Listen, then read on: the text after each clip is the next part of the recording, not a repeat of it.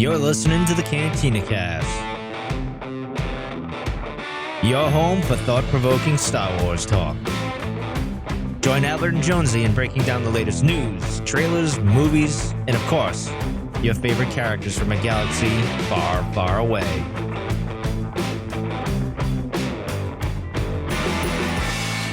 Hello, everyone, and welcome to the Cantina Cast. My name is Albert Padilla, and this is episode 376, the Bad Batch breakdown for the episode Bounty Lost. And we are going to be talking about this latest episode that had, we left with a really big kind of cliffhanger at the very end of the last one.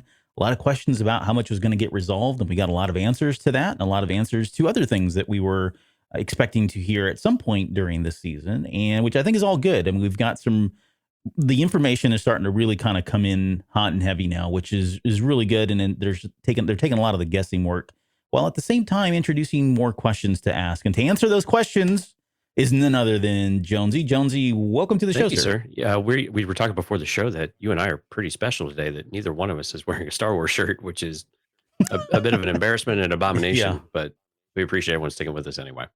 What do you got? You've got a It's an beer 8-bit shirt on. Yeah, That- 8-bit beer shirt. St. Arnold's Yeah. down here in Houston. Yep, and I've got a Dungeons and Dragons shirt on. So how appropriate. I mean, I wouldn't expect you to wear anything but a beer shirt, and I probably wouldn't wear anything else but a D&D Yeah, shirt. so at least we're living up to our own stereotypes. Yes, exactly. Thank you. And I don't have coffee today either. I'm like doing Diet Wow. Coke, so I'm going to apologize for any burps in advance. I'll try to go on mute for This those. thing's going to go off the rails real quick today. Yeah, I mean, we've already gotten a great start here talking about burps. Hey, we've got news, lots and lots of news. Well, yeah, I think for the most part, but let's jump into, I know you threw out the poll, the Patreon poll, and I think it was the toothpick showdown. Right. How did the results come I in? told on people I was that going to do it. I was a little late to do it, but I told people I was going to do it, and we did it. So Crosshair got smashed. I mean, he just outright got Yeah, smashed. Yeah. Cad Bane just completely obliterated him. Last time I checked, it was like 12-2 or something like that. So it wasn't even close. I think people were giving Crosshair a little love there at the end just to make it not seem so bad, but they were all One-sided. calling him a pretender left and right. So poor guy, but kind of what we expected it to go. But it was, anyway, we appreciate everyone participating. It was a lot of fun. Yeah. No, thanks for doing that. And we'll try to do another poll here. I think I like doing them kind of tied into either the episode that we're doing like for tonight, 376, the main show, or tying them somehow into the Patreon content themselves. So, all right. Beyond that, we've got some new essentials. I guess, what do they call the Legends Essentials books? So we got the first 3 announced a couple months ago. They made it out last week, I believe, or maybe it was 2 weeks ago now. Yeah. But what were the big ones again? I guess they just announced 3 more, didn't they? 4 more, actually. Yeah. It's 4. Right, yeah, that's these right. are all coming out September 7th, so they're just around the corner. So we've got Darth Bane, Rule of 2. And again, these have all new artwork for the covers, and they are all in the same style as what we saw with the first 3, which is utterly fantastic. So we've got Darth Bane, Rule of 2. We've got Rogue Squadron. You're holding up Shatterpoint there just to get an idea of the artwork. They're all by different artists. I think only one is done by the same artist, but they all have the same style to them now, which I think is just really, really nice. So I was happy just to get the books just to be able to look at the art. And they're paperbacks, which I thought was interesting. Rogue Squadron is very much the look of that book. People, I think, are going to be off the charts excited about Rogue Squadron because I think everybody loves that series, right? But I think the cover art for it is very Alphabet Squadron-ish, very Rogue Squadron video, actually very Rogue Squadron video game. It's almost like it's lifted right out of it, right? And so it's kind of the pilot helmet. We've also got Dark Force Rising, of course, which was a nice surprise. And then the one that wasn't a surprise, of course, is The Last Command. So the second book in the original Thrawn trilogy by Timothy Zahn. Of course, Dark Force Rising is by Tim Zahn as well. And then they also said that, hey, get ready for some more in spring of 2022. So we will have more. I presume we'll at least get the final one of the Tim Zahn series. And we'll have to see what else they throw in there. Maybe we'll get the Darth Bane sequel at that point too, and maybe another Rogue Squadron book. What do you think about this lineup? I would though? expect them. No, I love it. In fact, there's so many good books to pick from. And I mean, Really I know I give the EU some crap sometimes, or Legends some crap about they weren't all good. And to be fair, I mean, some people love every one of those books, and that's totally cool. For me, they weren't. I wouldn't say they were hit or miss. I think there was always something in them for us to kind of pull out, or something that was interesting enough that made us talk about Star Wars, or just continue kind of keep the spirit going, the momentum going of Star Wars. So there was always something good in the books for me. But that said, I'm curious as to where they're kind of drawing the line about which books do we release, which they don't. I think once they get into here's book one of a series, it feels like they are committed at that point to continue to release those in that series. So that bodes well for Rogue Squadron. I kind of saw that coming, obviously, for the Timothy Zahn books. And beyond that, I mean, there are the Darth Bane series. Again, that one's kind of going, they're doing that whole thing. Are they going to get into the other stuff like the Jedi Academy and all of that? New Jedi Plagueis. Order. I don't. Plagueis would be great, right? Yeah, and that's a good point. Some of those books that were kind of right on the cuff, right on between that, right before the beginning of the period before Disney was starting to come in to the point that they actually bought them out.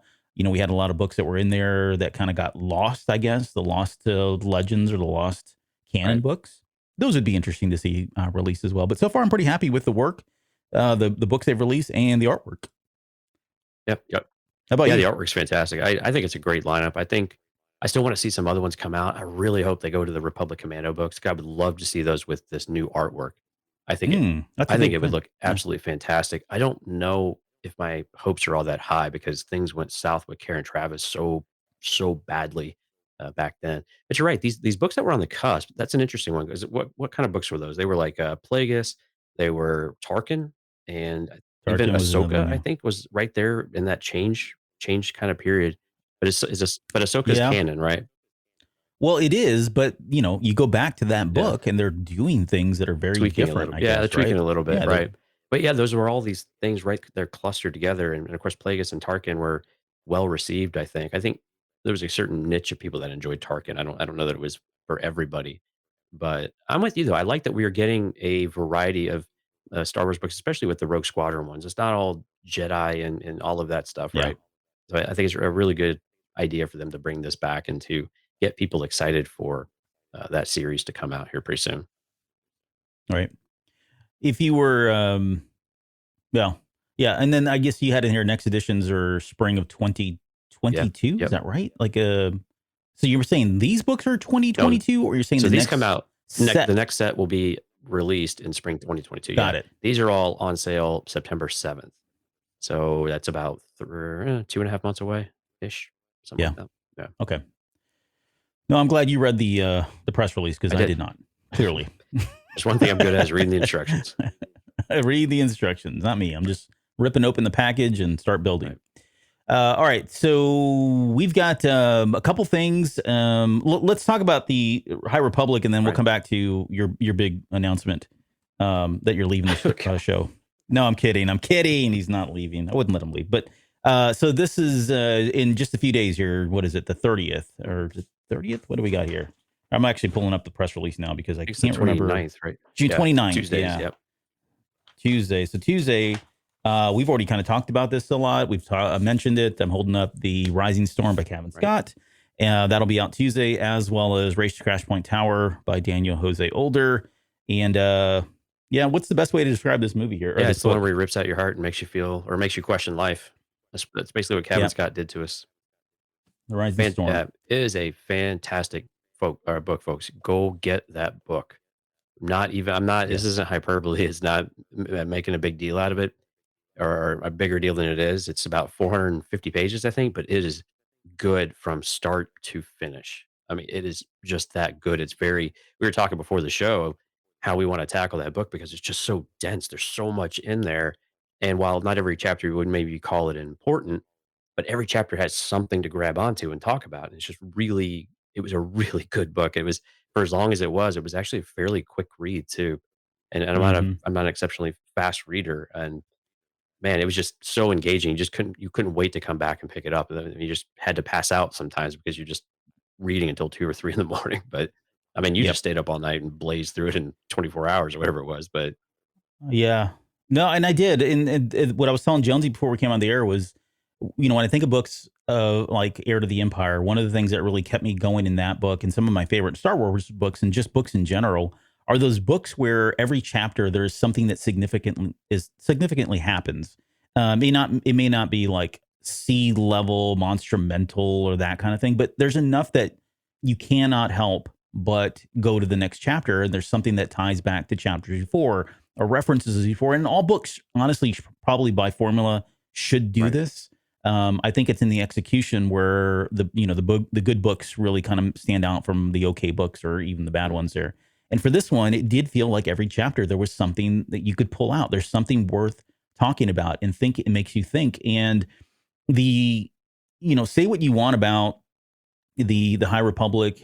Maybe you weren't a big fan of Light of the Jedi. Maybe you weren't a big fan of the other books, the mid-grade books that were released. I think that's all fair criticism, especially since that was the first one and we were getting a whole new era.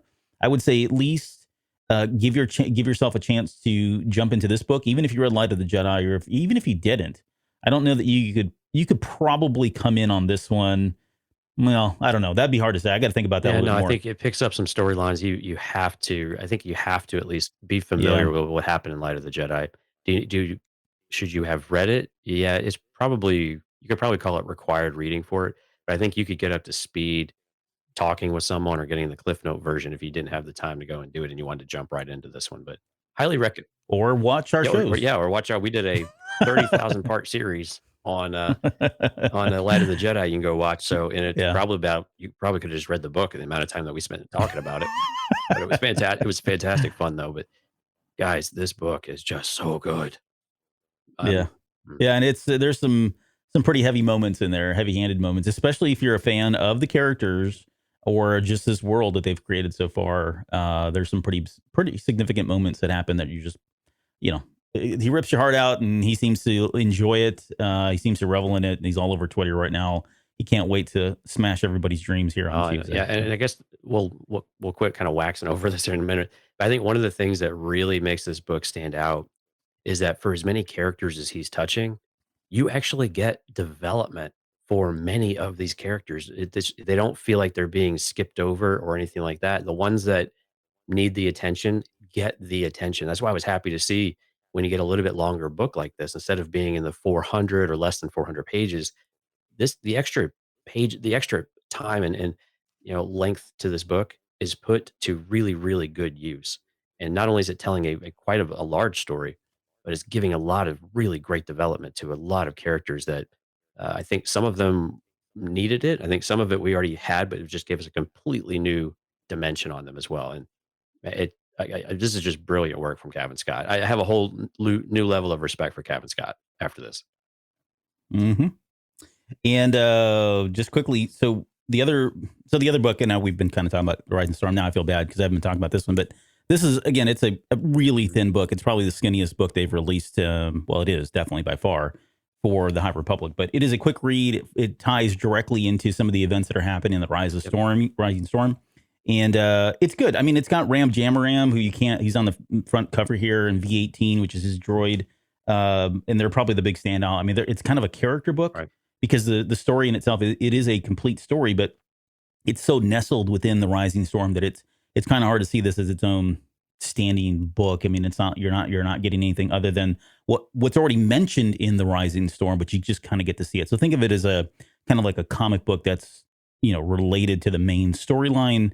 It's a quick read. I mean, it's very fast. I think I said 2 hours was about all it took me to read this book. It's like one of those side quests, but they definitely tie into the story though in Rising Storm. And it was interesting because when we get them in Rising Storm, it does feel a little out of nowhere. And so this book makes a lot more sense to have this, having read Rising Storm already and trying to do these at the same time. I don't even know which one I would do first. Maybe I don't know, does Rash, I haven't read this one yet. Does Race to Crash Point Tower spoil anything for? It doesn't. What happens is, without spoiling anything, because we still can't talk about it technically, but there's a moment where they make reference to what's happening in this book, like, hey, go do this mission kind of thing. Or it's not that explicit, but something's happening, and they mention these characters.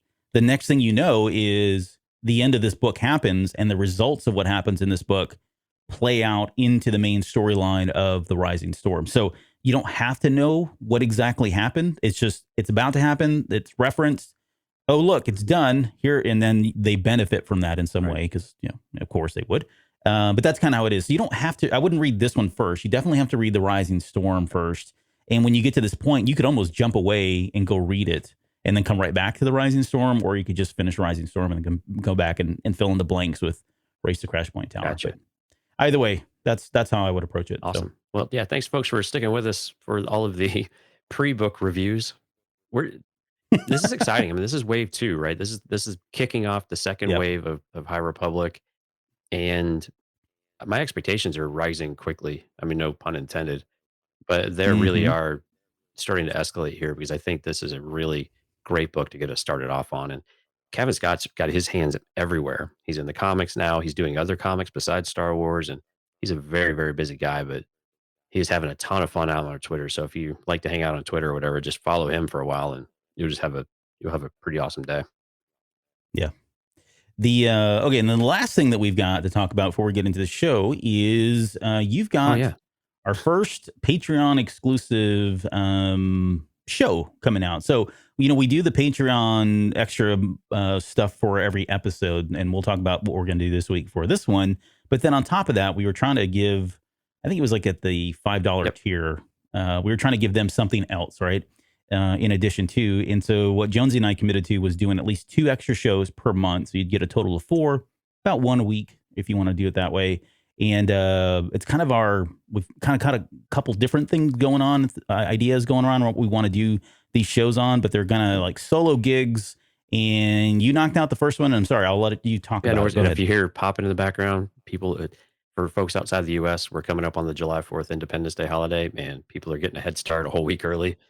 So that's what that was. Yeah, I heard it. It's becoming more prominent now that the sun goes down. But yeah, so you and I talked about doing a variety of ancillary materials. So the other things that are going on in Star Wars that aren't necessarily front and center. And so this time around, I went ahead and took the comic book. So a few weeks ago, we had Kira show up in the War of the Bounty Hunter series, and so I thought I'd take spoilers. Yeah. So well, I think this has been pretty out there because a ton of websites have talked about this already. So if I did spoil it for you, I apologize, but I'll spoil it for you again if you want to join Patreon and check that out. Is that I think it's currently called the Green Milk tier. We might change the names once we come up with something more clever for some of these things to kind of modernize them a bit. But yeah, it's just talk through the Alpha comic and then the first issue that was released.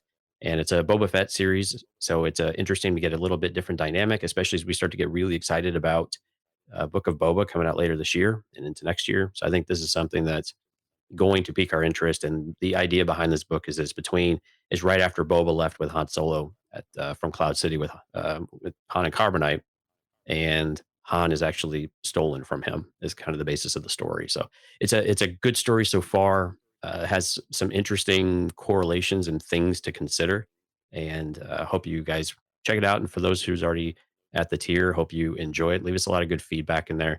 I did have a mistake in there. We said we were going to do a giveaway. We learned we're not able to do that on Patreon after, of course, I did all the damn editing for it. But so apologize for that. We will find a way to do some giveaways for the kind of the broader audience here. Make sure everyone has an opportunity there, so we don't get any kind of nasty looks or any kind of trouble. But we've got some fun things. I've got some comics and stuff that were donated to us for giveaways. So that would be some fun for people to get some free comics to be able to follow along on some of this stuff. Yep. I am going to give these 2 away, by the way. Rising Storm and Race to Crash Point Tower, but we'll do that when we get to the actual show. So if you want to try to win these, you're more than welcome to when we get to that point. Because I have like 8 copies of these things coming in with all the variations and signed and all that stuff. So, I can't wait to see that one in your background. Oh, well, I can't. I hope I get it. We'll see how that goes. Okay, let's do, we've got Patreon as well. Last thing before we go, let's talk about Patreon. We've got a new Patreon subscriber. Yeah, Ben Paulson joined our After Dark tier, so we really appreciate it. I believe he also joined up on Discord, if I got the name right. So welcome, Ben. We appreciate you throwing a couple of coins our way and hope you enjoy the content that you're getting and welcome aboard. We're going to get the slide updated at the very end of the show and get everyone's name on there. We're a little behind there, but we'll make sure we get that updated for next week's episode. Cool. Okay. With that, let's talk finally the Bad Batch. In this episode, the bounty loss, I don't know where I've got somewhere someone's been leaking these titles, and I told Jonesy the night before, I'm like, yeah, it's called Bounty Loss. I couldn't find where I had seen that or read it. Not that that's important, but when I saw Bounty Loss, I thought, well, this is going to go somewhere different very quickly. Because I was thinking, I mean, overall, well, let's just roll in right into our kind of overall thoughts. I thought she would be away more, or I guess lost a little bit more. And this would be kind of like, kind of like Mandalorian season 2, where the finale was where they finally rescued her and we'd get this really big emotional ending kind of thing. And it didn't happen. And that's not bad. That's not a bad thing. I mean, it certainly left room for a lot of other things now to kind of get wrapped up, since we got that out of the way pretty quickly. But what did you think about that? And then just kind of overall thoughts with the show itself. It did get resolved a bit quickly in that regard, at the very least, which I agree with you. It didn't feel like it had enough time to build up that she was in really a whole lot of danger, and that there was really an opportunity also to learn a little bit more. Although we learned a lot in this episode, content wise, it was a very good episode, and I really enjoyed the episode overall. And the fight sequence, man, we're going to talk about this. This whole episode was really, really good. The thing I did like, probably the most of what I liked, is I'm glad we picked up right from the last episode. We get Crosshair chasing them. I thought that was really important to do, to not just skip to, all of a sudden trying to find things out and whatnot. And it really did pick right back up, in Crosshairs. And I mean, they got away pretty quickly, but still, I thought that was important to do, to just, keep that story really smooth and continuous, and not stray off that path too much. But I really liked the episode. Again, we could talk about the lighting and the visuals all day long. And again, some really cool moments in this one that'll be fun to talk about tonight. What was your assessment of it? Yeah, same thing. I mean, I really enjoyed the episode. I did. There was certainly the fighting, the battle scenes were cool between Fennec Shand and Cad Bane. We'll talk about that.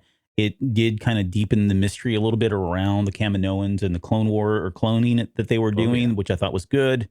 Not feedback, but I kind of like and didn't like the fact that they wrapped it up that quickly, that Omega's back in their arms, or her Hunter's arms, I guess, literally. That was great. The visuals in this one they just seem like I don't know. I need to go back and watch like the first episodes and just kind of see whether or not they're getting better, or just they were always that good. And I wasn't really, because we've talked about it. I mean, we've said from the very beginning that the art and the visual effects have been outstanding, but for whatever reason, it just seems like these keep getting better and better. There's so many moments that you could just take stills of, which I know you've been doing, and using them as artwork, and they're great stuff. Like it's just eye candy. But the one thing, and I keep talking about the soundtrack too, is Kevin Kiner and the Kiner brothers, and what they've done with the soundtrack, which just got released, by the way. If you haven't, on Tuesday of this week, they released the first 8 episodes, all the music from the first 8 episodes, so it didn't include this one. But listening to that was really, really cool. I mean, there some of the music in this episode particularly was great. The Cad Bane's theme coming back again was awesome to hear. But I just want to say one quick thing, because I posted this on Twitter the other day, and when I was listening to the soundtrack, there were moments in the soundtrack where I kept thinking, my gosh, this sounds like another soundtrack that I really like and I really enjoy. And it dawned on me when I got to Omega's theme that reminded me of Omaha Beach from the Saving Private Ryan soundtrack. And if you go back and listen to that soundtrack and then put them up against each other, there's a lot of common themes. And I don't know if this is intentional or not. My worry is that Saving Private Ryan is about a group of people and their mission is a person. And this show is about, now their mission is a person. And it didn't really end so well for a lot of the people that were in, that squad that was out there trying to save and protect Ryan. So, I kind of had my mind immediately started going into, okay, where is this going to go?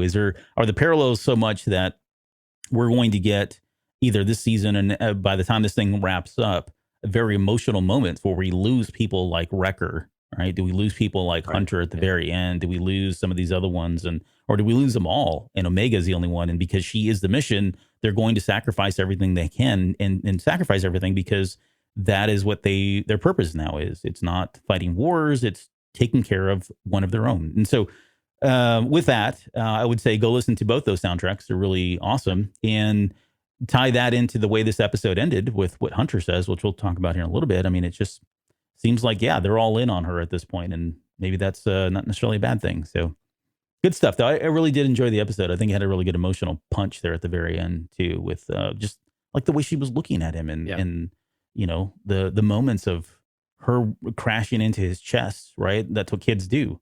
They get over the scared and all the emotion comes out and they just run to you and it all comes out. And that's exactly All right, what we're jumping happened. in the So end, man. Let's go. I know. Sorry, man. It was great. Okay, let's start with the beginning because it opens up with again another surprise. I didn't know they would kind of start here, but we've got the Bad Batch trying to evade Crosshair, and he's chasing them. He's on their tail. They're trying to jump into hyperspace, but if they do that, I think it was Tech that said, if we do that, we're going to lose the trail of the bounty hunter, Cad Bane, who took Omega. And so they were trying to postpone that until Wrecker finally, they take a pop shot like on the left wing or something. And Wrecker's like, hey, it's getting hot back here. And so finally Hunter makes a call of go ahead, make the jump. And they do.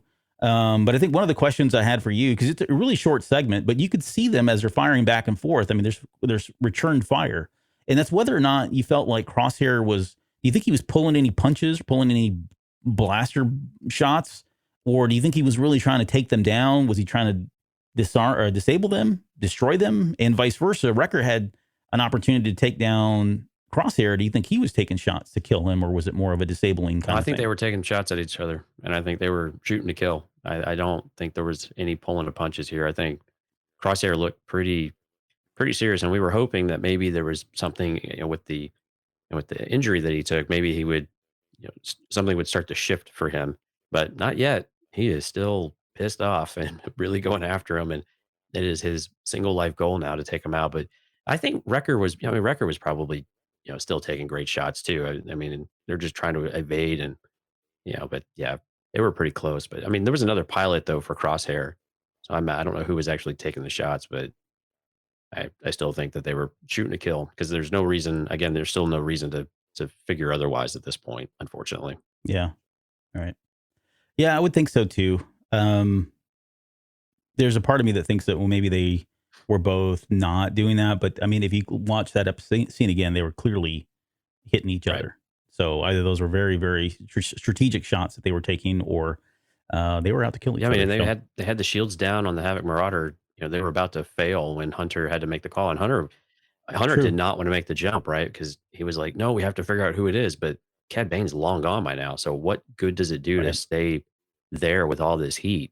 And Tech was very right. Him and Echo were like, "No, we got to get out of here." Yeah, I think it was Yeah, Echo. Echo was again the voice of he continues to be the voice of yeah, reason. There's no use in us dying and losing Omega altogether at this right, point. So let's just make the jump kind of exactly. thing.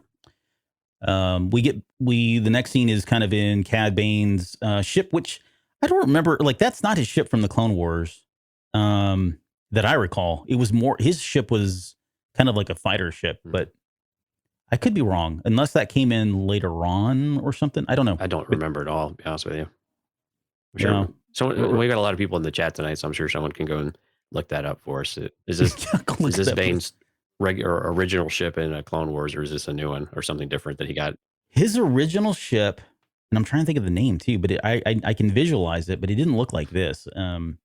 So all right, well, either way, Omega's there. We've got Toto on the outside, and the minute that happened, I thought, okay, she's gonna get out by using Toto in some Right. way. Poor Golden Droid. But I loved, yeah. But yeah, and he's kind of taunting her and talking crap about, oh, Mr. Bane's gonna let whatever, blah blah. And when she says that line of "My name is Omega, who are you?" Like she's so cavalier about it, like she's so like confident Right. about it, which I thought was really interesting and great. I don't know if it's because Toto was smaller than her, or she's just been around the Bad Batch, or she's just more comfortable about who she is and what she's capable of doing. But again, I saw that as kind of character growth for her. Yeah, I But mean, she's got this individuality now too. She's not just a clone of sorts, right? She's you're right. mhm. She does have this confidence now. She does have this sense of self that she is going like you're going to. I'm not just a person or a bounty or a thing. I'm Omega. And Mhm. she even says her name Omega. It's so strange. Yeah, Yeah. she does. Anyway, Yeah. but Yeah, I like the defiance though. I think that was important. But then again, she also had these very childlike moments too. When my friends get here, they're gonna whoop Right. you, kind of thing, over and over. Especially Mhm. later on, like, oh, now you're in trouble. My friends are here. When a Yeah. little bit later in the episode. But yeah, I do like it, and of course, yeah, it was pretty. It was kind of we basically knew what was going to happen with Toto. He was going to have to, give in to it. But I did like the little walking stick though. So now we've got he used his foot as like a cane. I thought that was fantastic. So it was Yeah. we can add that to the list of things to dissect. Yeah. It's part of the part 7 of the cane walking stick Right. dissection series that we've put together. There let's pull the band-aid off on this one. Okay. You're a metalhead, Yeah. right? So, no, that's a bad joke. So Cad Bane comes in, takes his hat off to bow, whatever. Yeah. And there's obviously a metal plate on his Right. head. Yeah. And so when I saw that, that had been leaked a couple days before, I Mhm. think, because someone had released. I think they had found like the artwork or something, and it showed that metal plate. Right. And so there's a speculation as to whether or not that was legit, first and foremost. And so the question here is whether or not that metal plate was not there when we got the last episode with Cad Right. Bane during the Yeah. Clone He just Wars. had We the talked. cap like everybody Yep. has on his Like, right side. Yeah. yep. And when we talked about we had speculated on the Patreon episode, I think, about how could they bring Boba Fett back into this series now since Cad Bane is here, and would it be the scene that was shot or rough shot with Cad Bane and Boba Fett going at each other in a kind of a quick draw kind of thing, and Bane getting shot with his fate being unknown, and Boba Fett getting the dent in his helmet, and so now I think a lot of people, and myself included, I'm going to just say that I think that already happened, and that's Mhm. fine. But I guess the question is, in your head, is that really why that metal plate was there? I don't know how it could not be, unless there's some other story. But it's just so obvious. I mean, even the way it was framed in the camera, right? They meant to point out the fact that he had this plate on Right. his head. But then I guess the follow up question is that, do you think does this kind of up the ante for a Boba Fett to show up in this series, knowing that there's some really bad blood between those two, and we're already talking about Jango Fett and Kaminoans and bounty hunters and all that stuff. Do you think he's going to pop up in the series now? Yeah, it seems like the likelihood has increased, huh? I mean, it seems that way. I'm Hmm. trying to figure out how he fits in exactly, because again, it's not a necessarily a Cad Bane story, and we've already got a bounty hunter versus bounty hunter showdown that's happened. So is it something that we need again? We have 7 episodes left, right? And we've got still quite a bit to resolve. Now they're moving these episodes really quickly though. So that's not necessarily a short amount of time. They may have plenty of time to do this, but yeah, I mean, well, if you had to put the odds at Boba showing up, where would you put him if you just had to put your money down today? Like, what's the odds? It's going to have to be a finale kind of A thing. 50, Like, 50, and 50 now? yeah, 50-50 on the finale, and maybe not part of the main story as a teaser of, hey, this is now he's being introduced, kind of like Mandalorian Mhm. again, I guess, unfortunately, but yeah, he's introduced in some little after credit scene or something where he's found out that Bane's out there and people are after his potential sister, right, or half sibling of some sort. All of that, and kind of giving him now a mission, and at least in this part of his life, I could see something like that, but I can't see him popping up before then. Again, they just got too many things to wrap up, and we're down to what, 6 episodes, 7, yeah. episodes left. Yeah, I think, yeah, I'm probably right there with you about 50-50. And again, I think it's just more of a teaser at the end type of thing. I don't see, or maybe even if we do get them and there is some sort of a showdown, it's one of those things that happens off screen again, that where we don't necessarily see the conclusion. Kind of like Ahsoka Mm, and Vader, right? When that all happened. So we don't necessarily need to. We might not get everything that we want anyway with it. And again, we've got War of the Bounty Hunters out right now, which is a Boba Fett centric comic, and then we've got Book of Boba coming out later. So again, they have right. all these other opportunities for things to come up. And is Bane one of these characters that they might want to use in one or both of those mediums, yeah, Series. series, yeah, Yeah. which I think is very probable and very real, because Cad Bane is a very popular character. I almost forgot how popular he really was. So what about this though? and this is where when we were talking about Patreon, or when we were on the Patreon episode talking about Boba Fett, and I had this whole theory, which I think it could still happen. It doesn't really, but that's not important right now. But Boba Fett coming in, I think what I said was the problem with Boba Fett coming in is this show is about the Bad Right. Batch, right? And so now if you're going to introduce Boba Fett, how do you, unless he becomes part of the team like they did with Mandalorian, right? We kind of talk, how do you incorporate somebody as big as Boba Fett in the Mandalorian? Oh, well, they solved that by saying, oh, he's just part of the team. Okay, fine. Now you don't have to worry about it. He gets to share the limelight with the Mandalorian, and they kind of takes away the sting of being upstaged by him. Right. But with here, either you're going to do the same thing, or now you've got to figure out a way to make this still the Bad Batch, but have Boba Fett now, who's got his own maybe mission or goals in rescuing Omega, taking her, solving things with Cad Bane. It starts to get a little kind of messy for me, and maybe because I can't see it just yet. But that would be the only thing that I would have questions, or I guess concerns about if they did do that. Not that I'm against it. It's just it is the Bad Batch, and so we kind of don't want to lose focus. I completely agree with you there, and it's tough because they all are clones, you know. So it's not like they don't have this connectivity to one another in some way. But again, yeah, I'm with you though. It's just it gets too cluttered. I think if they do have this happen, is it one of those things that just you get the conflict and it distracts Bane so they can get away type of thing, and then the conflict happens more or less off screen, and we still don't get the resolution that we might want anyway. So I think even if we get it, we're not going to get the satisfaction of whatever actually happens as a result of that. Right. Okay. Well, there's still plenty to talk about that. I'm sure we'll be talking about that again before this whole series or this season's over with. And so at this point, Bane goes back into the cockpit. He calls up Lama Su, and we learned that it was actually Lama Su who hired him to bring back Omega. But the question was whether or not it was dead or alive. I got the impression that it was either way, dead or alive, because he said, "Hey, she's alive, and now it's going to be a premium." But which I don't know. That to me feels like, okay, well, if they were going to use her DNA, I guess they could use freshly killed DNA. Maybe, I don't know how that works, but that would be the only hole there. But it did sound like it was either dead or alive. But then after that whole conversation is over, we get some kind of confirmation here around whether or not Lama Su and Nala Se were actually working together, or did one of them have a different objective.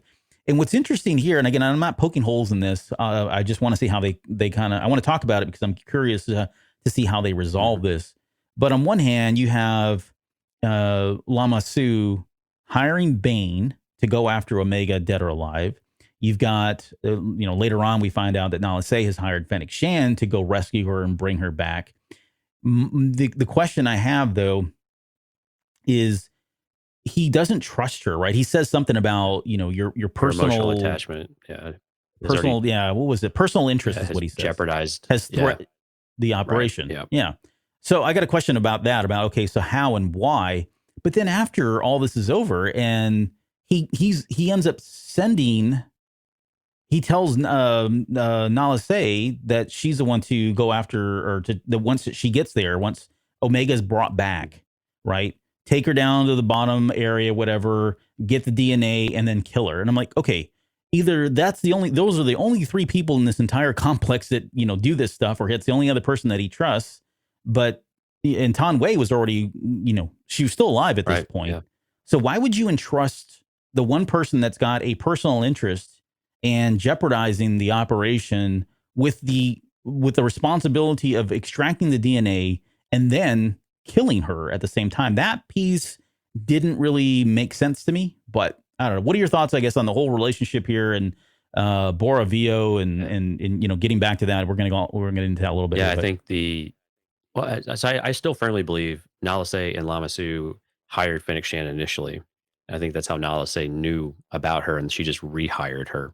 I think they're at the end. That's kind of where I'm sitting with it, because it still makes sense narrative wise and how they interacted before, when they talked about having when they started talking about having another bounty hunter to go and chase him down. Right. So I think, but yeah, this is where I didn't, the whole, terminate her after getting the DNA. I'm like, but why? I mean, you can still get more. if you really need her this badly, getting one sample, she's lived with you for 10 years or so.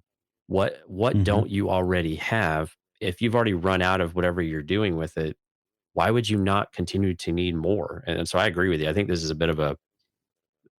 a little sloppy, I think, as far as like why do you do this unless they just don't want to they just need to start getting rid of the evidence, right? And they just think, okay, we'll have it, we'll have the pure template and we'll just ride it from here. But again, Right. presumably they've had 10 years of this. So I don't understand what they're still doing with it. This is one of the questions that's not really answered, and they kind of beat around it a few times throughout the episode, but we still don't really learn truly what they are doing with a pure template of Jango Fett's DNA. And we'll talk a little bit more about that here in a minute when they give us a little bit more detail. But yeah, I'm Yeah. with you. It doesn't make a lot of sense. Lamasu, I think it does sound like these are probably the only three people that know the importance of Omega, or maybe they've just closed the circles down ever since this all happened. And so it's just a very tight knit group at this point. Well, and the ramifications of him telling her to go kill her is what caused her to go reach out to Fennec Exactly. Shand. Yeah, exactly. So I mean, it's I, like had he could have not said anything and just said, "Oh, look, she's here," or left the bounty out, and because in her mind, he just all she knew is there were other bounty. She was already concerned because other bounty hunters now were out trying to bring her right. back, right? But had he just said once she's here, and not even said anything, just hey, now that she's here, take her down and kill her. I mean, that would have been very different. But the fact that he tipped her off, and so she was like, okay, well, I got to get Fennec Shand back in this because I can't let that You're right. happen to her It makes because of her right. personal Yeah. I interest. mean, yeah, you're right. He calls her out on it beforehand, which I thought was great. I thought that was perfect. I think that was important and necessary. But why would you say Mhm. you're emotionally attached effectively, and I'm going to make you go terminate them now rather than have someone who will actually do it? Yeah. Because yeah, again, that was a bit weak, right? And I think I don't think we're going to get many arguments about that we're being too critical in this space. But you know, it did give us a reason to go ahead and for her to do quote unquote the right thing, and to try to help Omega in some kind of way. You know who would have done it? Who? Crosshair. Yeah, that's right. He would have done it in a heartbeat. You were like, all right, Good soldiers follow that's right. orders. But I was All your right. friend. Enough of that. All right. So, and we'll come back to Omega's long game with Toto here in just a second. So the episode kind of jumps. I mean, it's got some really quick scenes that kind of go back and forth. And so it didn't really, I want to kind of keep some of this stuff together. So Yep. we'll come back to that here in a little bit. But let's go to the Havoc Marauder out in space. We learned that Cad Bane, they found Cad Bane, or I guess, they'd got pulled up in the Republic archives, right? That, oh, this guy has been around. He's been around since the Clone Wars. He tried to capture Emperor Palpatine, and so they got all that information on there. But I guess the big reveal here was whether was Omega's name origin, and in that there was she is a first descendant, first generation clone of Jango Fett, and there was only one other one. Yeah. So her code name was Omega, code name Boba, or Boba was code Alpha. named Yeah. Alpha. So I guess it makes sense, right? Alpha, Omega, the first and the last. But yeah, I think. Do you think there's going to be anything more to it though? And because we still don't know what she's capable of doing, right? In the very first episode, maybe it was the second one. Who was it that said no? It was, I think it was Cut in the second episode. He said, "Hey, the Kaminoans don't create these things without a purpose," and so we've still been continuing to speculate on about what her powers are. But does the name factor into Omega at all in any way, or is it truly just a code name? And if so, here's a follow up question. Yeah. If is she gonna have a? Oh, yeah. Let Oh, me ask my sorry. question. Does she have a real name? Because and again, I'm the kind of person that's gonna get completely hooked on this thing and stop sweat over it and stress out about it. But you've got Boba Fett, who's got a real name. His code name is Alpha. If her code name is Omega, was she given a real name? Do you think Jango Fett even knew about her? So what? Give me your thoughts on Yeah, that. a couple things. So I guess I'll answer your question more directly first. Is no, I don't think Jango Fett knew about her at all, and no, I Mhm. don't think she has a name either. Because I mean, Jango named Boba, right, and that was kind of an afterthought. I think the other thing is interesting. If you go back to Attack of the Clones, when was it Tan Wei that was briefing Obi-Wan Yeah. Kenobi? Yeah. one of the things was, the only payment he wanted was an unaltered clone, and she was like, "It's very curious, that he would want that." And so now there's a bit of dissonance here with what we learned in that scene in Attack of the Clones and what we have now, right? Because now it's not true. Well, no, they maybe I don't know, maybe Tom Wade didn't know at the time, but no, there's been Sure. another one the entire time. But again, it goes back to, and so we've talked a lot about powers and what's her abilities or what makes her special. Is being a pure genetic template of Jango Fett really all that special? I mean, that's only semi-rhetorical, but I'm really Yeah. confused by this because it just doesn't seem like that is really anything all of that special. I mean, yeah, very good bounty hunter, very good genetics, and a lot of great things, but it's not. I still don't understand what makes it so special. Maybe from a cloning operation, that's an exceptional creature, but at the same time, I just don't know what makes that so compelling because there are other fantastic specimens across the galaxy, I'm sure. Yeah. Well, I think if so for my again my headcanon tinfoil hat theory of the Bad Batch being created from Omega, and that's why they have their powers or their special abilities, rather than being just some kind of random thing, because they're all seem to be at the same age. So what? How did they all come out at the same time and be all special, and we don't have any other ones beyond that? It feels to me like they were using her DNA originally and created these six and said, well, let's stop, or maybe something went wrong or was killing her, or whatever the case was, they stopped it and they've got these, sorry, not six, but five. Maybe that was the case. If that's the case, if people like the Bad Batch can only be created because of her DNA, that would make her special and unique in some way, and a reason why they need to keep her and have her around. But beyond that, yeah, you're right. I mean, she shouldn't be any different than Boba Fett. I mean, Boba Fett is a great warrior. He's a great bounty hunter. He's adept at flying, but he's not force sensitive, and we don't have any reason to believe that he's nothing more than just a very exceptional person.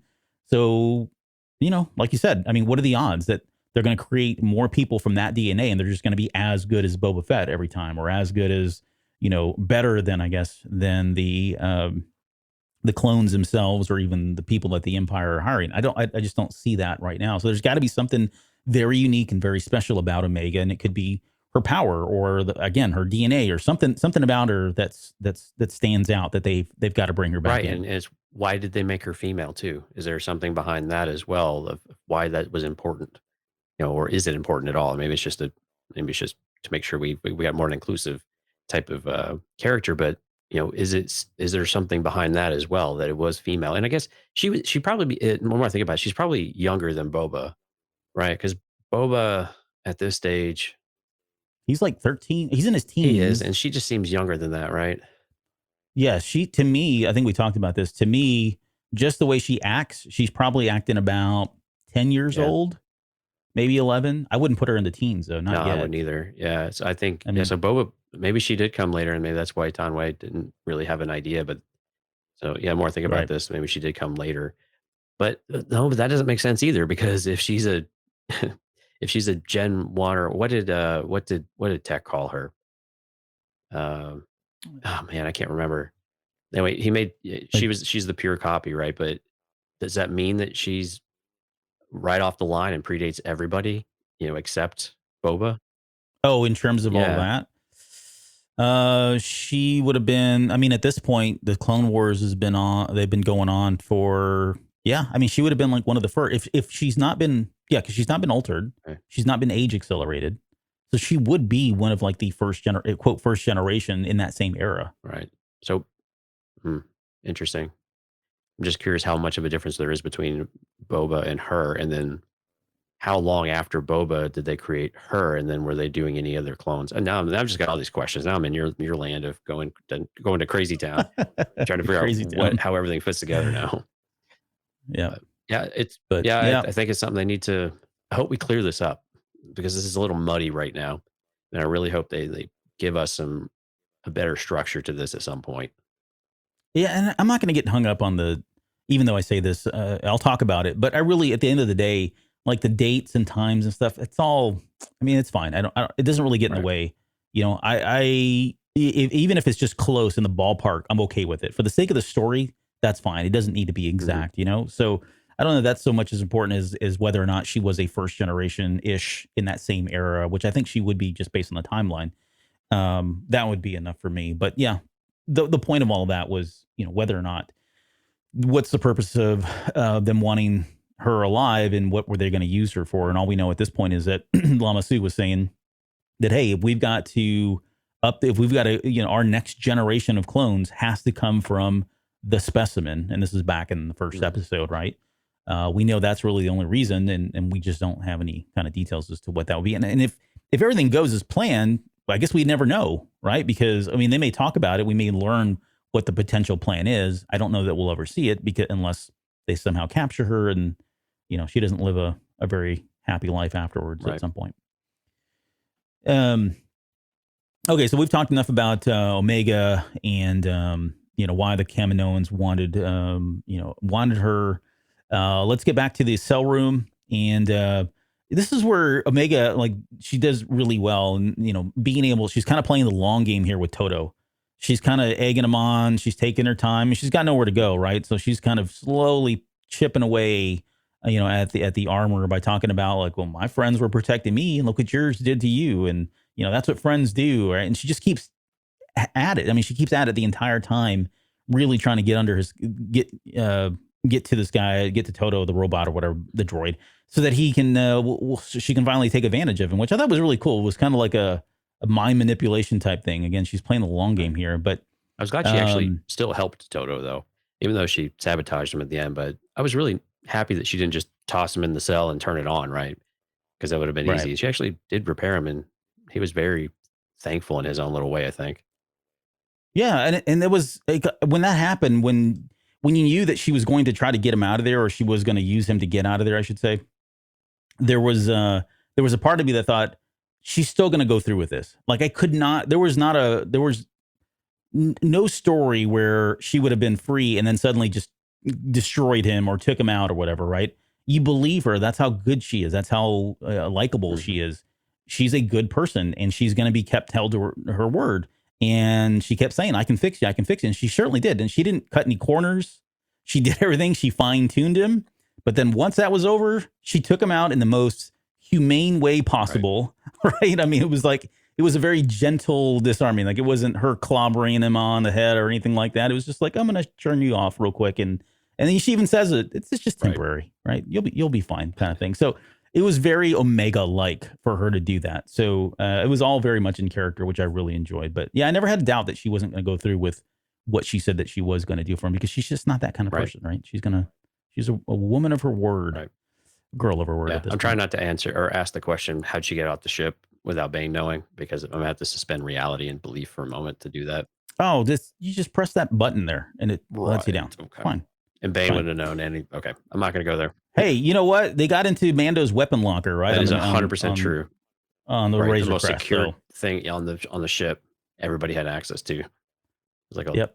That's the thing with bounty hunters. If you can get inside their ships, then there's all kinds of avenues and opportunities open up, because it's it's kind of like a Trojan horse. They really just don't.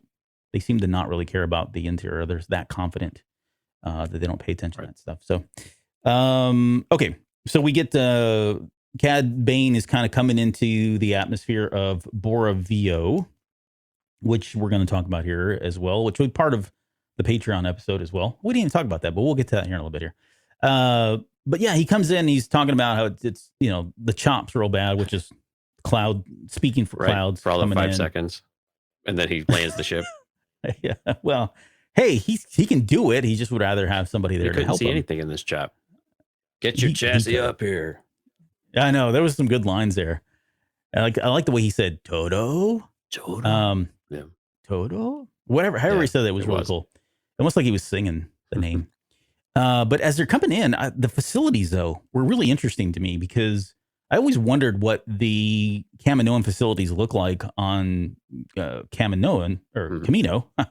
And to me, it looked like that was the top. Like those were the tops that we were seeing, and then we could finally see what the bottom was, which we, hadn't. I don't know that we've ever seen. I think there were some comic books that came out that had them, and I can't remember honestly if they were drawn that way or not. It's not important, but the cool thing is I assume that's exactly what they look like underwater. These things just are kind of floating around in a cloud city kind of an atmosphere.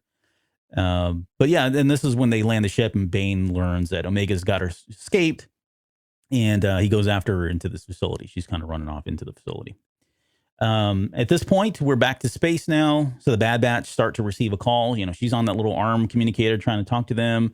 The signal's kind of weak. We get into a lot of Star Wars science here, which is great and fun as always. But Echo tells her, hey, we need to boost the signal. So you need to find a power supplier at some point. Right. That way they can pinpoint her location. And this is where Bane finally catches up with her. He stops her. He slaps the handcuffs on her and destroys her little comm link. Yeah, smashes it. Yep. So, and then this is where Toto says now that there's an unidentified ship coming in. And I think it was Dale. Someone had a question here in the chat about that. Let me see. I'm going to scroll up just real quick here. Yeah, it says, Dale said, what do you think about the unidentified ship that shows up as Fennec kills Ton Wei? Did they get the timing off, or is there someone following Fennec in? I don't know if so my quick answer on this is if there was, I think it was just a timing mistake. I didn't catch that if that was the case.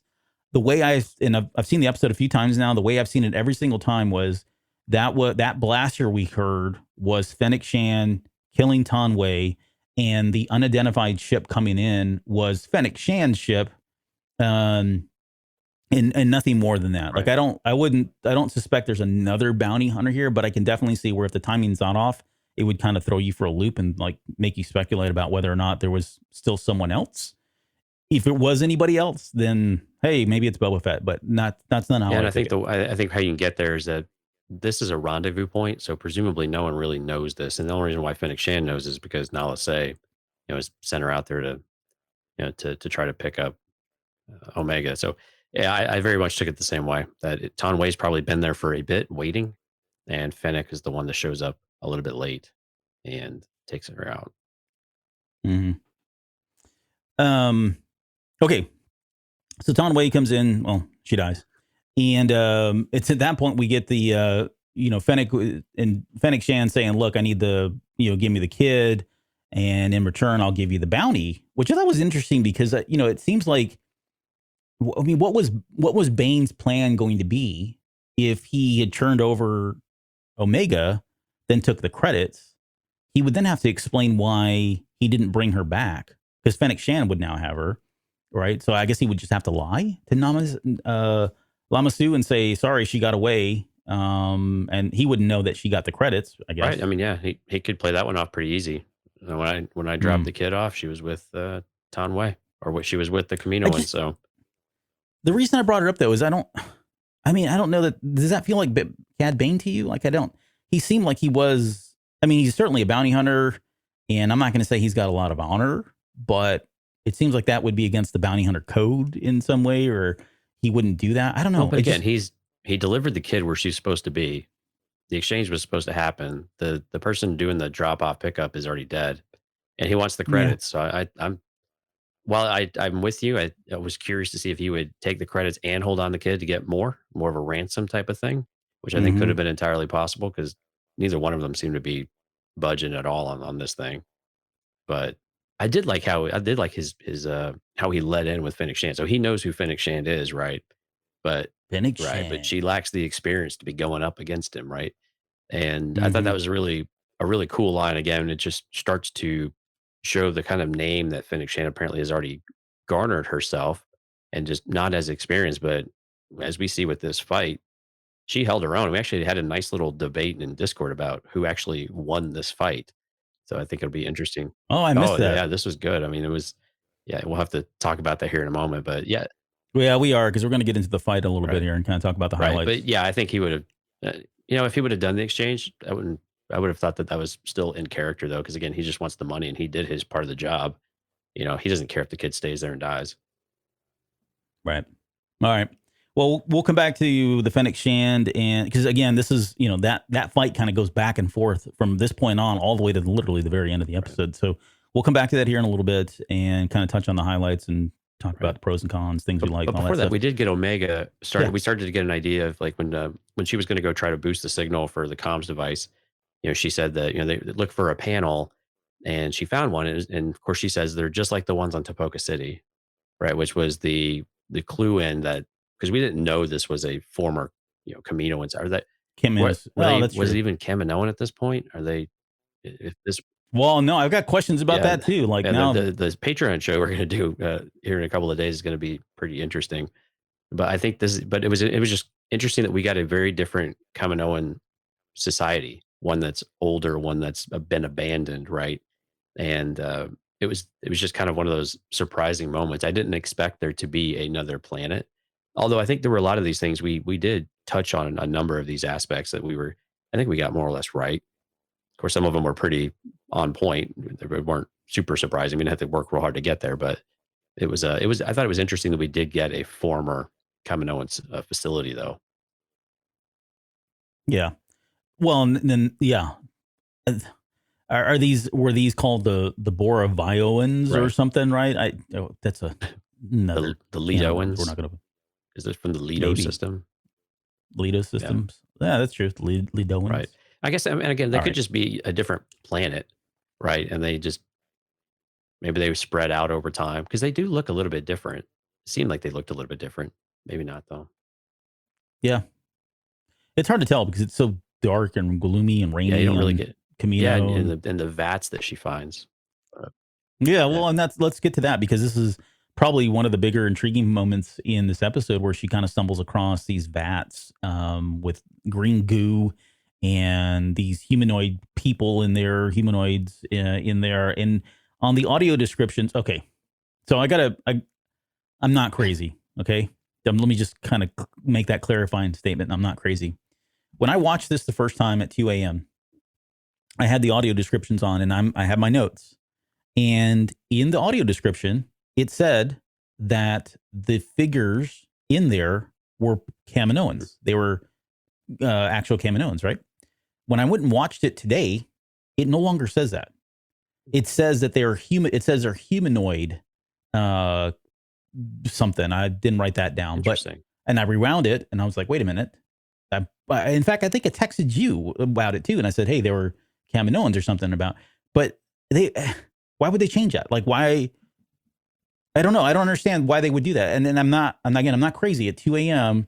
in my notes, it says that they were Kaminoans because the audio description says Omega, whatever, comes out the vat. She sees a former Kaminoan, still something, blah, blah, blah. I mean, I can hear it in my head. And then when you go back and watch it now, it does not say that. It just says that they're humanoids. Right. Yeah. It was, and again, when the glass shatters around Fennec Shand, the regular body shape still appears to be Kaminoans, but the eyes seem maybe a little bit bigger, and the neck's Yes. not quite as long. Although I think there's variations in the species, of course, because we see Lama Su doesn't have near the neck that Tanwei does, right? And so Mm-hmm. I think it's That's and it true. seemed to be a male figure just from the muscle build and things like that fell on her, and it was disgusting. Actually, it looked pretty gross with how that finding her, the look on her face, the way they drew her face when she was, she was this disgusted state was really spot on. It was really good. But yeah, this was really curious though, because it's all. I mean, were they cloning Kaminoans? Is this a recent society? Is this a really old society? And then there's so many things that are still working. I mean, they're in states of decay, but there's so many things still working at the facility. It almost seems like they just abandoned it. And so it's Right. very interesting as to why it's still relatively intact, if not falling apart, but still intact. That it's actually Mm-hmm. functional is very curious. Yeah, and I'm wondering too, like, was the rendezvous? Did they pick this rendezvous point because the plan was to keep her there or do the experiments there? I mean, no, he said, "Hey, when she gets back to the facility, take her down, Right. kill her, do the DNA." But of all the places to pick, why would they pick that place? Other than, hey, no one goes here; it's abandoned. I get Yeah. that, but there was a part of me that wondered. I wonder if they were going to use the facilities here to do some additional experimentation. Maybe they didn't want the Empire to know, and so that was going to kind of be under all under the veil of another previous Right. I facility. mean, and the Kaminoans are very secretive society too, right? So it Mhm. would not surprise me that their historical aspects and their migratory patterns or whatever it might be, things that force them from place to place are not well known throughout the galaxy and maybe not well documented outside of their own society. And again, they seem to Mhm. be a culture of very much of scientific research as well, right? So it is very curious though that why that's the case, but or was it a war? Did something happen, with some sort of other cloning type of thing, or did something get outed, or maybe this was when they moved them to Camino in order to. But that doesn't make sense either because Dex seemed to know a lot about these guys already, or is that just more disconnects? But yeah, I think it was just more. This was a facility that probably no one else really knew about because it's been under the radar because no one knows what a Kaminoan is anyway, for the most Yeah. part. And it just made a lot of sense because it's effectively a dead society, whatever this was. Yeah, and Dale brought up this too. The neck was curved, so you could really tell how long it was. People were immediately speculating it was an early Snoke clone, and I never got that impression. Like even when you see it come out, I mean, there things that are there similarities, yes, but I mean, what would be the purpose of going into the Snoke thing at this point? I just don't. Right.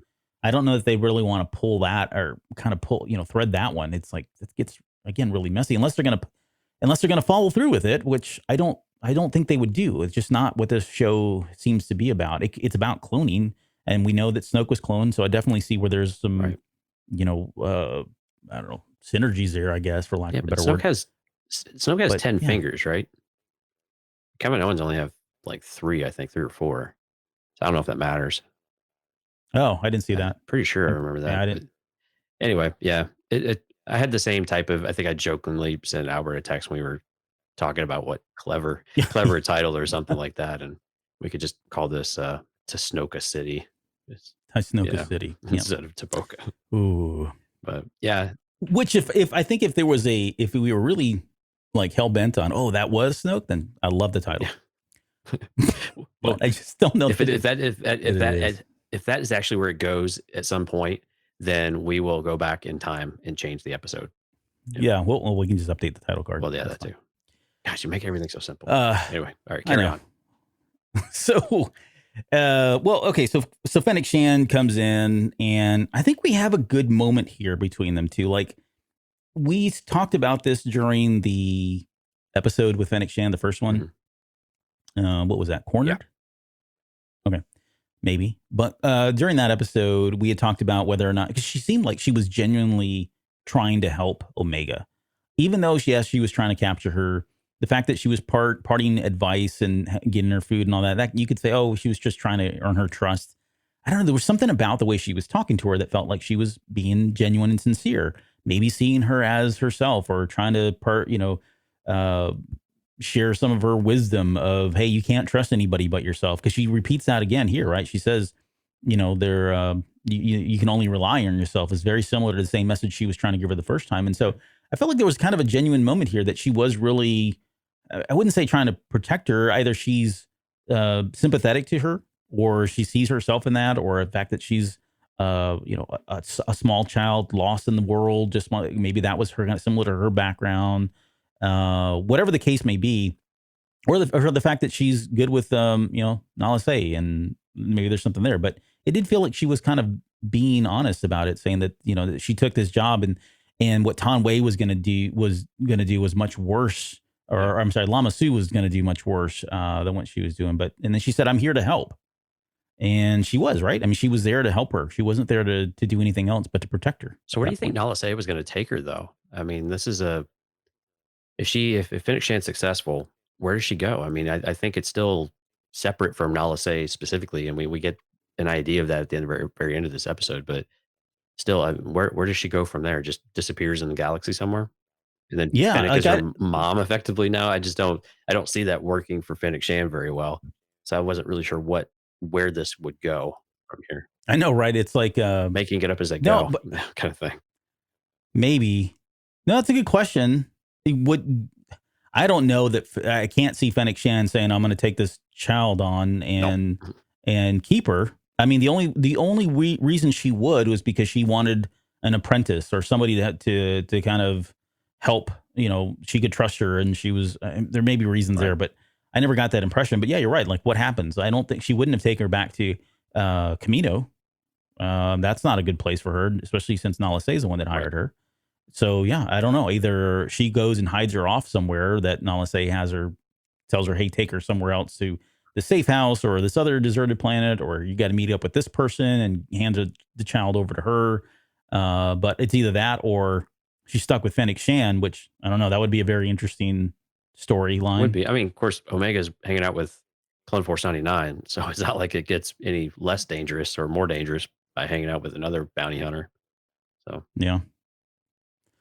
But yeah, so again, I guess the point was really not whether or not she was there to help her, and I did believe her that she was sincere in saying that I'm here to help you. yeah. And of course, Omega at this point, it's not like I don't need your help. I've already been burned by you Oh, the look she, once. I know yeah, what the you're look she gave her was just pure venom. Oh Yeah. yeah, like F you. That's not true. Right. That's not true at all.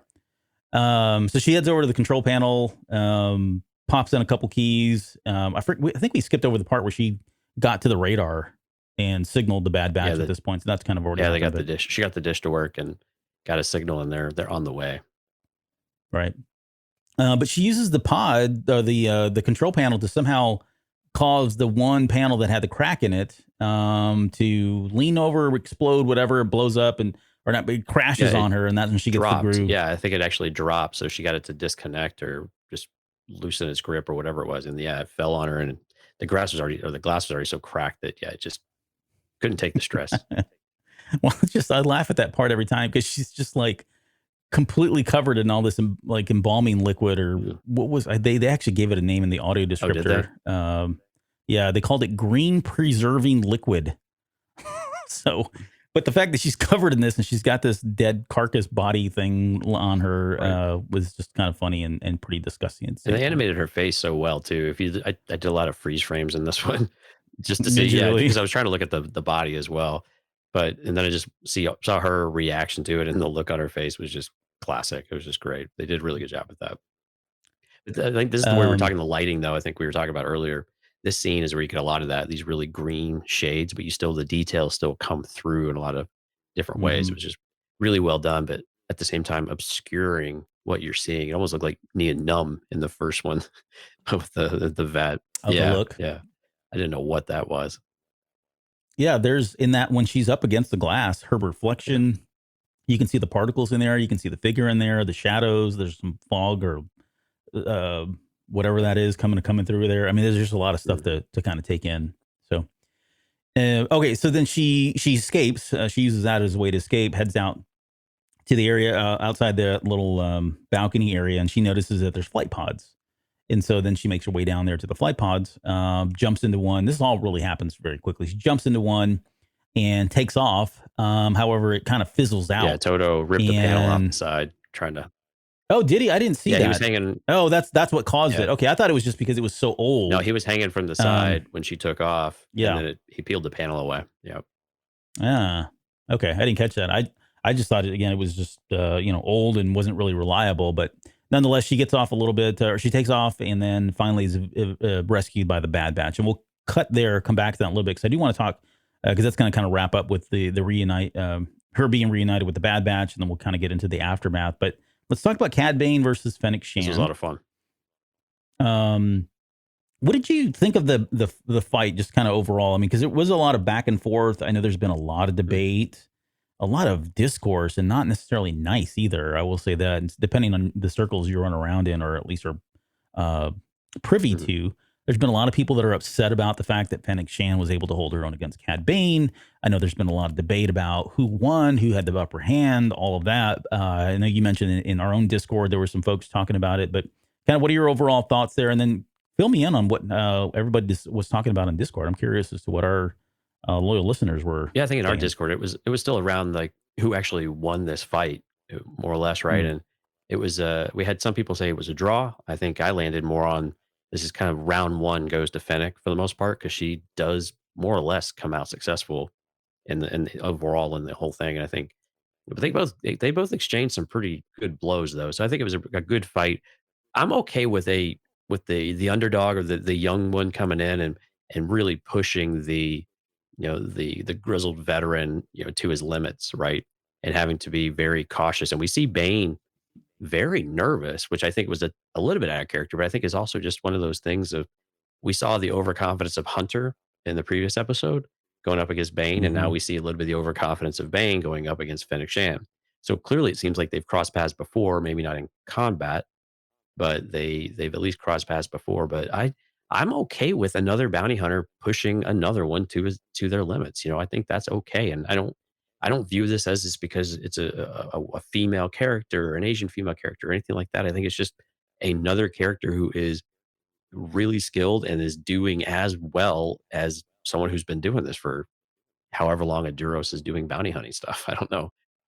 But Yeah. I was okay with it. I didn't really I thought it was a fun fight. I thought it was a lot of fun. I thought it was a good fight.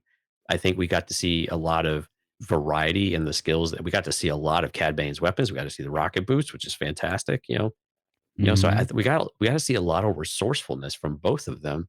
And I thought that was just a lot of fun. And again, they're both crack shots, and marksmen with their weapons, and she's pulling out all the stops too, and using the environment to her advantage at times.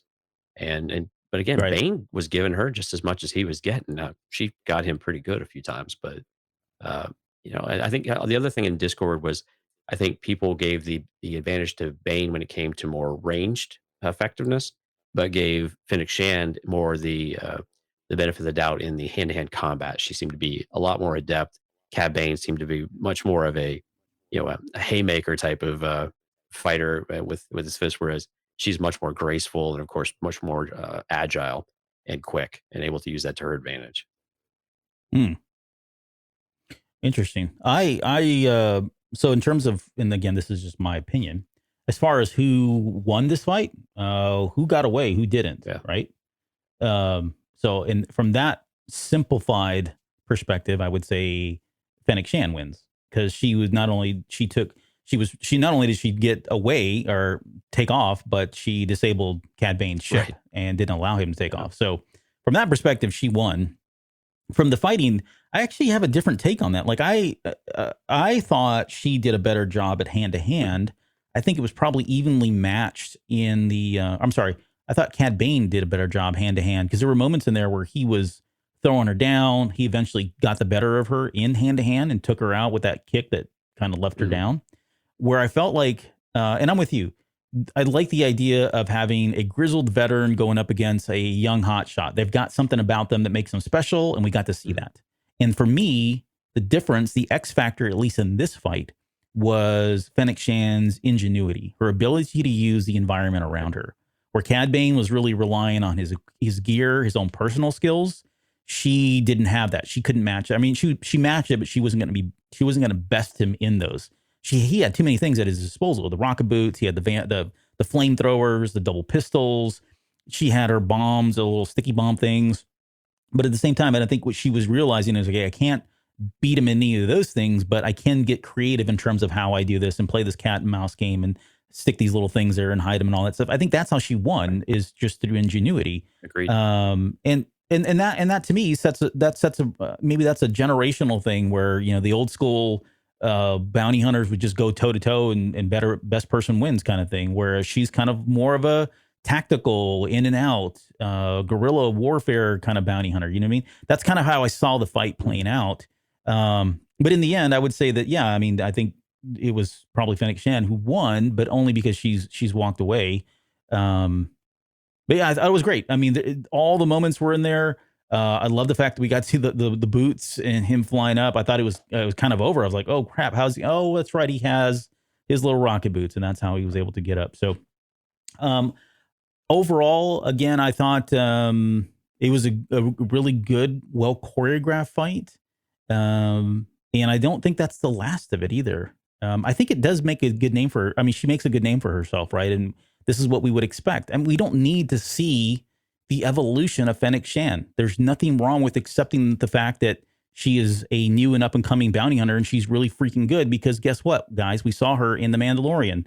So she's obviously good and really good because she's able to have been around that long. So for the same reasons, we just take it at face value that Cad Bane came into that first episode that we saw him in the Clone Wars as being Billy Badass. Well, this is the same reason we should with Fennec Shand. There's no Yeah, difference. exactly. And I like that her character is very serious too. It's not the cocky young and up and comer, right? Kind of like what we saw in Mandalorian, Mhm. right? I think that's really cool that she is just very serious, and that character dynamic is consistent from this phase in her career and her life all the way to what we see in the Mandalorian many years later. And so I like that there's that continuity of the character, and she's just very serious and down to business, and she's very effective. And again, it was just a fun fight. And again, this is kind of one of those round one type of things. And these two could probably exchange blows, and one's going to win one day and one's going to win the next day, just depending on what the scenario is and the environment and what you're trying to do. And I think Mhm. it's I mean, because they're also both trying not to kill the kid at the same time, right? So it was an interesting fight, and you got this extra dynamic to it. But and they're both somehow still trying to track Omega at the same time. But a lot of Right. Yeah, they lost right, her. yeah, but a lot of fun, well choreographed. And I agree with you. Even when we got Omega right in the front of the shot, we had the scene of the hand to hand combat going in the background. It was still fully animated. It still looked really really good too. But they didn't take any cut any corners on the animation either. Yeah. Well. Okay, well, let's get to the Omega being reunited with the Bad Batch, because she immediately, and we talked about this early on. Her first instinct is to, she's crying. Wrecker's, she's obviously emotional, happy to see Wrecker, but the minute she realizes Hunter's there, she doesn't like say anything to him. She just buries her face in his chest or his stomach area, right? And that's what kids do. They don't. I mean that it. I mean they just nailed it in my When they opinion. and they emulated Um, that scene of Cut when Cut was taking care of Omega and asking her, so we get this application, this realization of Hunter, what the right way to respond is, and he asks her if she's okay, is she hurt, right? And mhm. so it was very very well very well done. Sorry, big pop outside. But yeah, very well done and very seamless in how they did it. It was just nice seeing the recognition on his face that this is the moment where you do you do act a little bit different and you take care of the kid because they're just a kid. Right. Yeah, he got it, and he learned from, Cut, learned from that moment last time it happened. And then Echo tells Hunter that he needs to tell her why the camp, because she asks, why is this happening to Right. me? And Echo says, Hunter, you need to tell her. And we don't get that moment. They cut away from that. And we obviously assume that conversation's had. But Hunter does say that, all he does say is that, hey, she's valuable more than the Bad Batch, more than any of the other clones. And he says that she's different. And she knows that she's different. But does she? Like, do you think she really understands why? Because she doesn't come across that way. And maybe it's just her youthfulness or ignorance right now, but it didn't feel like that she was like, oh, yeah, I guess I could see where they would want to use me for Right. something. I mean, she's definitely intelligent and is very well trained and has, at least from a technology standpoint, she seems to just be exceptionally intelligent, be able to do a lot of things and pick things up quickly. But again, yeah, we don't really get the question answered as to why, she asks she's different, but how? And how much does the Bad Batch really know about why this is important? Because I think even Echo says, if she's so important, if she's the vital piece to the Kaminoans cloning operations, so they still don't really know why that is so important to have a really clean copy of Jango Fett's genetic DNA. And they've still not made that totally clear for us why that is so important, or what are they trying to do with it beyond just making more clones and making another army.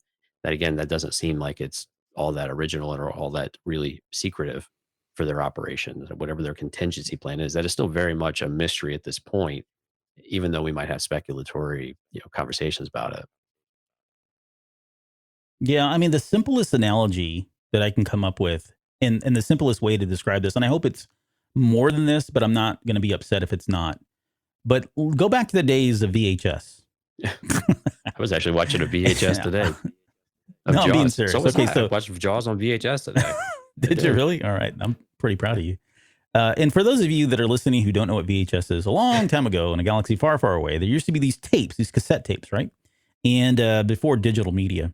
And if you had a way to stack two VCRs together, or had a double deck VCR, I mean, you were kind of cool if you had a double deck VCR, but you would take one tape, put it in, and then you would take another tape that was a blank tape, and you would make a copy of it and record it, and you give it to your buddy. This happened a lot during, just to kind of tie it to Star Wars, when Star Wars Holiday Special was floating around during the 80s and even into the 90s, more in the 90s, because the 80s really didn't surface for a while there. But in the 90s, when this was kind of making the circulation at conventions and that sort of thing, you would go buy a copy, but sometimes it was a copy of a copy of a copy of a copy. And as you did this with VHS tapes, Great. the quality would degrade over time. So you could tell when you've got so there was something about a quote first generation copy or really close to that original first version, as opposed that was a lot of money at a convention, as opposed to the one that was only like $20 or $10, and you put it in your VCR, and the quality was so terrible. I mean, it was really, really bad. And that's kind of what I think at the most simplest form is if they were to go genetically create a clone or create using that DNA now for all the clones that exist, because a lot of the first generation maybe isn't around anymore, you're going to get a really bad copy, or it's not going to be as good as the rest. And so that's why Omega is so important, that she's, clean DNA. She's been unaltered and hasn't been tampered with in any way. So again, probably the simplest explanation, but I would want to think there's something more there. I'd like for there to be kind of like this X factor about her that makes her special than just the Bad Batch or a first generation clone or Boba Fett, right? I just have so many questions about cloning, and we won't go into it because I know you said no, but I have more. I have more VHS analogies to help. No, I'm kidding. Oh man. All right. Well, so whether or not she knows whether or not she knows why she's different, I don't think so. But I bet if anybody does, it's Tech, and he'll say, "Oh, he's known all along and just never told anybody." Yeah. Thought it was obvious. So, yeah, so obvious. Hello. All right, let's get into the very final moments here. I guess the aftermath of all of this. This is where Fennec Shand calls Nala Se and tells her that the Bad Batch have Omega. Fennec says, "Hey, it's going to cost you a little bit extra if you want me to go after them. I can." And Nala Se is like, "No, they're good as long as they're with him. They're probably safe from Lama Su at this point." Yeah, that was interesting. It was interesting because I don't know if the logic really holds up, because if they've already been taken once, why would you not expect them to be taken again? Cad Bane's still out there. They have a number of bounty hunters. Even Omega says it herself a little bit later. They're going to keep coming after me. But she seems content with this. And I don't know if that was a way just to kind of end the Fennec storyline here at this point. But I guess thoughts around that. And do you think we're going to see Fennec Shand at least in this season? Or do you think this is kind of the last piece for her? This might be the last piece for her. It would make sense if this wrapped it up, because she kind of got her vengeance of sorts, if you will. But I think I think the story that we're more interested at this point though is, why is Nala Se so attached to her? What is their relationship like? And is it just that now that there was a female clone, she had more of a motherly connection? Maybe she raised her and or whatnot. And I think that's the more interesting dynamic here about why that's important, or why that's so meaningful. And she's going through all of this trouble in order to do this, because if Lama Su were to find out, I don't know they really go that well for her. I'm surprised it's gone so well so far, that she's still in the inner circle and all of that, because that, quite honestly, that part doesn't make any sense, like we were talking about earlier, of why she would still be in that circle of trust on the trust tree. She'd be on the other side of the moat, like Dave Filoni likes to say, trim some branches there. But yeah, so I don't know. I don't think we need to see Fennec again. I would love to see her though. I'm really enjoying the character. She's a little one-dimensional, Fennec is, I think, but only because that's the only situation we've really had her put in. We get little tidbits that there's more beneath the surface, but we've really not had any time to explore that. And again, I kind of like with Boba, this isn't really the series to do that. And so what else is there, unless she needs to be brought back in to do something, or they need help from Fennec, and maybe they somehow find out that Nala Se is doing it. So maybe that's a way to pull her back in, and they kind of do a team up or whatnot. But I don't think we need to. But if she came back, I'd be all for it. I think that would be fine. I think she's a really cool character. I want to see more of her anyway. Yeah, I think this is probably the last that we'll see of her in this season. Does she come back up later? I wouldn't put it past them, and I wouldn't be opposed to it either. But it does feel like, okay, this piece has now moved on. I think this is a big wake-up call for the Bad Batch. And so to kind of counter my own question earlier about whether or not, why would, as far as Nala Se goes, I don't know that I would have been okay with the Bad Batch still having her. But I think from Hunter and the Bad Batch's perspective, this is a wake-up call. They know that at this point, they need to do something different. They can't keep doing what they're doing. This is too dangerous. They've already lost her. They don't want to run that risk again. And so I think this is kind of a game changer for them. I think there's going to be some changes that happen as a result of this. So, but as far as kind of wrapping up this episode, she's coming back in. It's late at night. Everybody's asleep. I think Tech's they're all asleep except for them. And she tells Hunter's awake too. God knows doing what. He's probably planning their next. He's probably thinking about all this. Like, what do we do now? Like, what has to change here? But Omega says that she can't sleep because she's constantly been thinking about. I don't want to be cloned. I don't want to be one of those things in a tube like Bora Vio, right, or Vio. And Hunter says that that's not going to happen to her, and she says, "Well, they're going to keep sending bounty hunters after me." Which I think they're foreshadowing. I don't think we've seen the last of Cad Bane. I don't think we've seen the last of maybe potentially other bounty hunters that Lama Su is sending now. But she says you can't fight them all. And he says, Omega, you don't have to worry. You are never going back to Camino. And he says, I promise that. And that kind of ends there. So I guess the questions I would have are, do they go back to Camino? Or was that a declarative statement, or was that a foreshadowing that they unfortunately are going to have to go back to Camino at some point? I don't see a reason why they would have to if they can avoid it. Unfortunately, that does seem to be a trend of telegraphing what will happen because we don't want it to happen, right? I think all but one time this has been the case. I think the explosives was the only thing that hasn't had a payoff yet from a couple of episodes ago. But I think, I mean, again, there's a certain element of it that does need to wrap up. And I think, like we were just talking about with Nala Say, I think there's something there that would be important to see. Do they have to be back in Camino in order for that to resolve itself? No, it does not need to do that. But I think it seems like they might have to go back there, especially for Crosshairs. I think Crosshair is still the kind of the wild card. Now he's out in the open, but now that he's injured, he's going to need to go back. Now, what will they do with him? And then what does that mean for his relationship with Clone Force 99 and some sort of reconciliatory, situation to occur? So I think there's still an opportunity. They have to go to Camino. They could have to go to Camino. I don't say they have to, but they could have to under certain circumstances. And again, Hunter's promise, I think he's going to learn the really difficult lesson of making promises that you really don't have a way of keeping when your back's against the wall in some situations. Yeah. Yeah. And I know we speculated about, who was it? It was, Rex's advice, or I guess Rex's statement about, being dead to the Empire has a lot of benefits, right? I'm starting to wonder if that's really kind of where this is going. Is the only way they're going to be able to really put an end to this chasing or all these bounty hunters coming at them is to somehow fake their death, make it look like they're no longer around, so they can go into hiding and not have to worry about people coming after them. Right. But do they need to go back to Camino? I don't think they have to. I like your point. I mean, Crosshair's still there. They've already kind of teased that they're going to bring him back, or somehow he's going to get a redemption arc, or they're going to save him in some way. We've speculated all kinds of things about removing the chip and him being kind of a catalyst and all. I mean, there's tons of stuff there that would be really cool if it happened. It's okay if it doesn't, but that would be the only reason that I would agree that they would have to go to Camino. Do they have to though? Because no. He's out and about, and they could capture him while they're out and about, and that would put an end to that. So, yeah, I think you're right. The promise is interesting.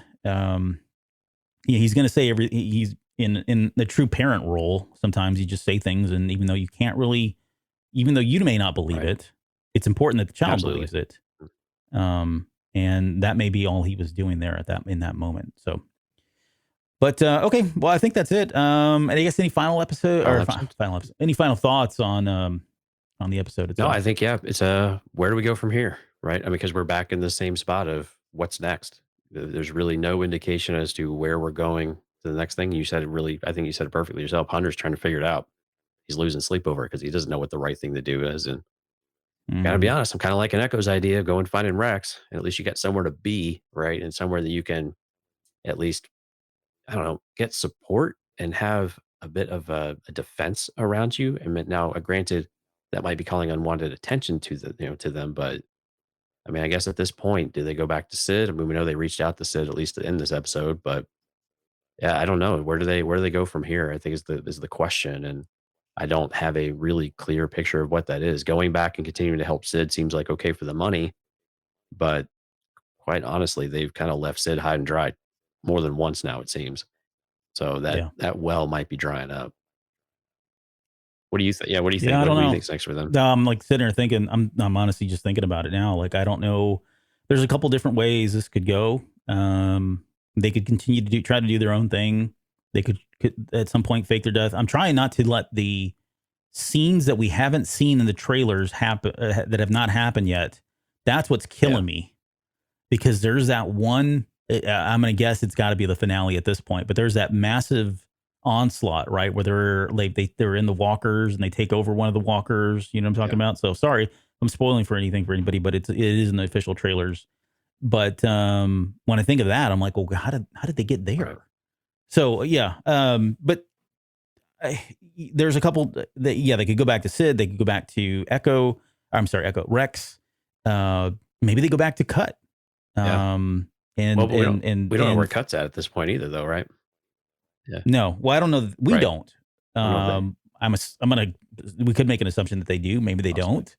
I don't know. I don't think Hunter was at the point in his life where it was like, hey, take her and don't tell me where you're going. I think it was just like, take her. Oh, where are you going? Oh, okay, that's cool. But he may or may not know. But it could go a lot of different ways. Again, it was so significant that they lost her that I think everything's kind of on the table at this point. And I don't know, he may not have a clear path immediately. We may get an episode or two where he's still trying to kind of figure it out, and it's kind of status quo for now, but he's got to make some changes. I think he realizes that. Agreed. Okay, well, that's going to do it for this episode. For the Patreon, we're going to get into cloning. I know there's been a lot of conversation, a lot of chat. Dale's been talking about it here, and I've purposely not put anything up because it kind of ties into some of the stuff we're going to do on Patreon, but we're going to get into some of the cloning itself, some of the lore around cloning, and kind of speculate on what the Kaminoans were doing, and a lot of the same discussion that we've had about Omega, some speculation there as to what they could possibly be doing with her DNA. So the only thing is, normally we do a Patreon episode right after we're done recording this episode. We're actually going to record that on Tuesday, so the 30th, the 29th? Still 29th. The 29th, yep. Well, still 29th, yep. We'll record that twice in the same night. We'll record that on the 29th, so we'll release that probably that night, either on the 29th or the 30th. You'll get that at Patreon. But again, in lieu of that, you've got Jonesy's Patreon episode coming out for those of you at that tier for the Star Wars comic. That'll be out tomorrow. So yeah, big thanks to all the folks who showed up for the chat. We got Twan, Dale, Chris, Halcyon, Steph was in there. We've had some people, I think, drop from the early on in the chat, but well, yeah, that's Chris, yeah. And so, so right. Appreciate everyone showing up again. There's a lot of fun, a lot of great conversation. I invite everyone to come out. Whether it looks like most folks are on YouTube tonight, but we do this on YouTube, Facebook, and Twitch, and we do our best. We haven't been as interactive lately because we're trying to get through the shows quicker. Obviously, as we're nearing an hour and 40 minutes, we're doing a splendid job at this. But anyway, thanks for coming out. We really do appreciate it. It means a lot for you guys to come out here and watch us do this and interact with us and give us all sorts of great feedback while you're talking about the show. Yep. The other thing we've got kind of in the back burner, I've got a Patreon episode coming out. It's going to be on the High Republic comics, the main title, not the Adventures. We got to do something to the Adventures comic too. Yeah. I don't know, maybe we can tag team that one, or you can take that one. But we've got that coming out. I've written it all up. I just need to record it at this point. So that'll be coming out here very soon, probably next week, which will tie in nicely to the final number 6 that comes out, because that'll be the first arc finally complete. We've got that. We've got other stuff going on for the 10th anniversary that I've just need to get around to recording. I've got people in the wings for the From a Certain Point of View coming out. So a lot of stuff, a lot of show content still on the horizon. Yeah, and the Patreon that we're releasing tomorrow is our first one using video for Patreon. So would love to hear feedback from folks about how that's working and how your feed got distributed to you in the app, and make sure it's all working right. So please reach out to us. earglemedia.com/Discord is the easiest place to find us. You can come out there and chat with us as well. Of course, the CantinaCastFanmail@gmail.com. You can always send us an email as well, or even post right there on Patreon. You can just hit reply in the comments and let us know what you think, and see if that content got to you on your mobile. Most people get it on their mobile devices still. So let us know how that worked out for you this time around. Yep.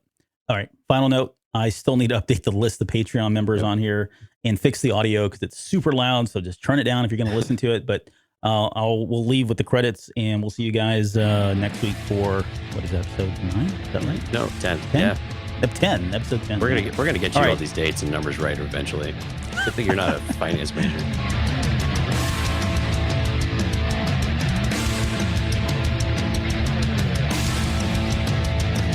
You're still listening? Wow, that's amazing. Well, I'm here to give you the disclaimer. Normally we do a big, long, drawn-out disclaimer thing saying what's what and who's what and all that other stuff, but I think you guys kind of know that Lucasfilm and Disney have no affiliation with us at all, and we have none with them. We talk about Star Wars, which is their property and all that other good, fun stuff, but I think you can tell which is our stuff and which is their stuff. If you can't, well, then send a lawyer to send an email to me, and I'll be glad to chat with them. Other than that, you know what's what, so that's your disclaimer.